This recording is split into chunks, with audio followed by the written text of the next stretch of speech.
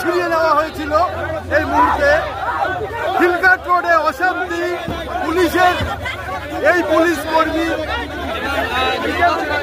পুলিশের টুপি ছিনিয়ে নিল বামেদের কর্মী সমর্থকেরা।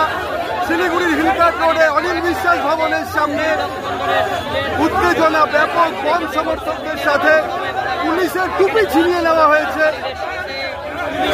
পুলিশের সাথে ধস্তাধস্তি চলছে এই মুহূর্তে, কার্যত হিমশিম খাচ্ছে শিলিগুড়ি পুলিশ। পুলিশ কর্মীর অভাব রয়েছে এখানে এবং আপনারা দেখতে পাচ্ছেন